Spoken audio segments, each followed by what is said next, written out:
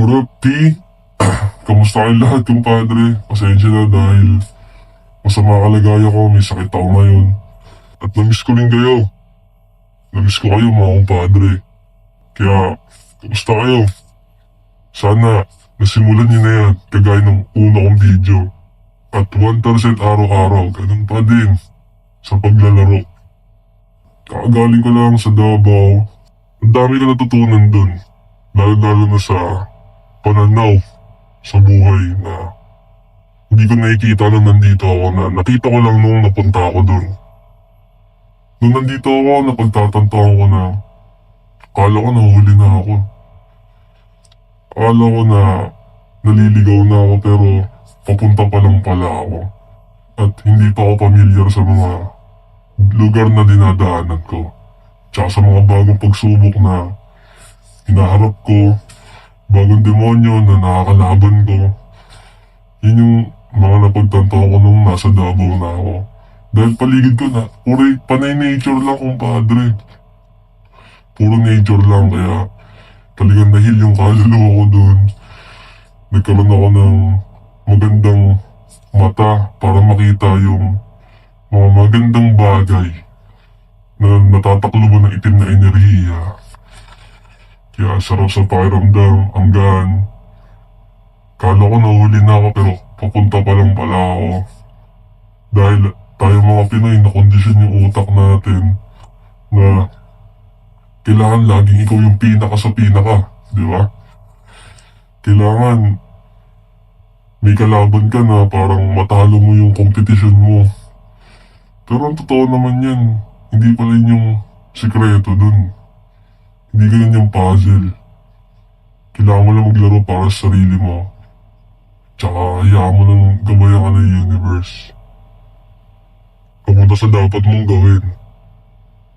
Kasi na-realize ko na oo nga no, sa tuwing may pinagdadaanan ako na akala ko hindi na ako makasurvive. Pero andito pa din ako ngayon. Doon ko nakita na hindi lang pala ako pamilyar doon sa hamon na binigay sa akin. Pero nalagpasan ko naman, nandito naman ako ngayon. Wala akong sakit. Nakapag-push up pa rin ako ng 100. Nakapag-photo pa rin ako panani. Tapos, only pa rin naman yung PSG ko. Parang, blessed pa rin pala talaga ako. Kaya kahit may dumating na mabigat na pagsubok ko naman yan, lagi ko malaligpasan yan gaya lang nung nakaraan. Laging hindi lang ako pamilyar, pero ang maganda dun, hindi mo siya papangunahan. Porket alam mo yung nangyari nung nakaraan. Kasi, ibig sabihin, willing ka pang matuto. Willing ka pang may mabuksan sa'yo. Mahirap kasi na lagi mong inaabangan o ini-spoil. Pinapangunahan yung mga bagay. Dahil lalo ka lang maliligaw nun. Mawawala ka lang lalo sa mapa. Hayaan mo lang, be still. Be still lang, kumpadre. Kung ano yun nandyan, mapag-good o bad, yun yung nakita ko na hayaan ko lang siya. Tapos tsaka ako maglaro. Yun yung nabago sa laro ko ngayon. Dati pinapangunahan ko porque alam ko na yung ganito ganyan. Masyadong mataas ang ihi ko, pero minsan pwede palang ikapahama ko yun. Kaya ang ganda nito, natutunan ko na hayaan ko lang. Kung ano yung darating dyan, hayaan ko lang siya. Okay, lakaran ko siya. Pero doon pa rin yung talas ng isip na kung ano man makukulit ko dito, kukulutin ko to. Mapag-good o bad. Ngayon, ang ganda niya sa kaluluwa ko. Mas gumagaan ako. Mas kalmado na yung bawat bitaw. Kalmado na yung pagtanggap ko sa bawat sitwasyon. Hindi na ako matataranta lalo nun. Kaya, ganda rin na lumalabas ka talaga. Kesa nandiyan ka sa bilig mo.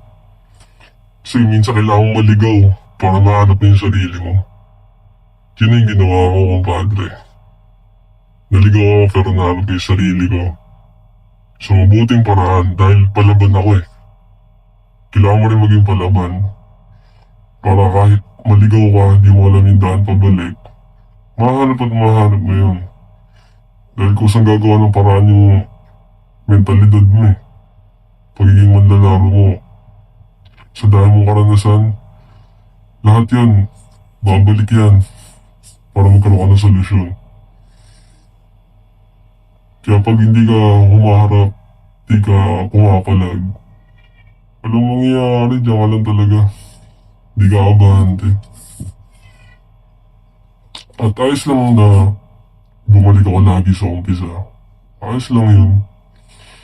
Sa magandang palad, malakas lagi ang tiwala ko na makaka-bounce back ako. Yun ang maganda naman dun. Dahil lagi may bagong opportunity, lagi may bagong e-cakes, laging may bagong pwedeng pagkakitaan dyan sa paligid. Sa sobrang laki ng pananaw ko, ganun na ako mag-isip. Hindi yung porket mawala isa, akala mo katapusan na ng mundo. Di naman yung padre, wala ako ng mundo.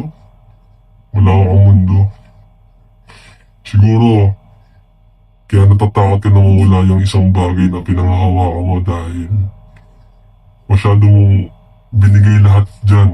O masyado ibigay lahat dyan. O huwag kang masyadong nakatingin dyan. Di mo makikita yung iba na nasa gilid mo lang. Di mo makikita yun. Hayaan mo lang dyan, be still. Kung mawala, oras yun na para mawala siya. Dahil kada may nawawala, may pumapalit. Gano'n naman ang takbo ng buhay. Hindi porket nawala yan, hindi ka na mabibigyan. Mabibigyan ka. Gagabayan ka ni G at ng universe. Pero ikaw ang gagawa ng trabaho. Yun yung cycle ng buhay. Hindi pwedeng panay ka dasal, panay ka hiling. Pero, pag nandyan na, di mo nang ginagalawan. Wala din compadre. Mapupunta siya sa ibang manlalaro na grabe yung gratitude, na grabe magpasalamat. Mapupunta yun dun. Kagaya ko. Ganun ako. Nung nagsisimula pa lang ako, grabe na akong pasalamat. Hanggang ngayon na nagkaroon pa ako ng mga bagay-bagay at ng oportunidad ng asset, grabe ako lalo magpasalamat. Kaya umuulan ng blessing, di ako nawawalan ng blessing. Kasi, meron akong mga pangyayari dun sa Davao na hindi ko talaga alam kung nasan ako eh. Kasi OT yung nagtatagalog dun, di ba? Pero laging may instrumento dun na tao, biglang marunong mag-Tagalog, gano'n. Ginagabayan ako papunta dun sa dapat kong puntahan. Doon ko nakikita ko ni universe na heavily favored ako ni G. Lagi may isang instrumento dun para tulungan ako makapunta sa dapat kong puntahan. Kaya sarap sa pakiramdam na nakikita ko din yun, na meron akong regalo ng mata para makita yun. Kaya yun yung sinasabi ko sa inyo. Basta totoo ka sa lahat ng bagay, sa ginagawa mo, tsaka di ka takot maligaw. Eventually, makakarating ka dyan. Sila na mismo ang bibigay ng instrumento para makarating ka dyan. Pero bago mangyari yun, kailangan matindi ang gratitude mo. Matuto ka magpasalamat. Pero bago mangyari yun talaga, padre, kailangan dumawa ka sa malalamig na karanasan. Para maintindihan mo. Ma-appreciate mo yung mga simpleng bagay. Kaya sobrang appreciated ko lahat ng bagay na meron ako ngayon kahit na may sakit ako. Sabi ko, gagawa agad ako ng video eh. Kaya huwag niyo kalimutan mag-subscribe. Kung napagod na ako. Pero, namiss ko talaga kayo. Papakondisyon muna ulit ako ng utak ng mga karanasan ko na napulot dun. Yun yung gagawin ko ngayon. Pero, shoutout kumpadre. Kung nandito ka pa natapos mo to, maraming salamat. Pipilitin ko mag-upload ng tuloy-tuloy ngayon yung mission ko dahil nakakalahati na tayo ng taon. Kailangan sagad tayo 1,000%. hanggang December. Kaya sana nasimulan mo na yung dapat simulan. Maglaro ka lang na maglaro. T, 1% araw-araw. Tsaka ang lesson niya yung araw, be still. Hayaan mo lang mangyari ang mga dapat mangyari. Huwag mong pangunahan. Huwag mong isipan ng kung ano-ano. Dahil pag inisipan mo ng kung ano-ano, gagawa ka ng kung ano-ano. Magbabago yung chakra nung sitwasyon. Kaya, be still, kumpadre. At lakaran mo yan. Lakaran mo lang. Yun lang, marami kang mapupulot dun. At yun yung nangyari sa akin yan. Kaya taboys lang bataas. Peace.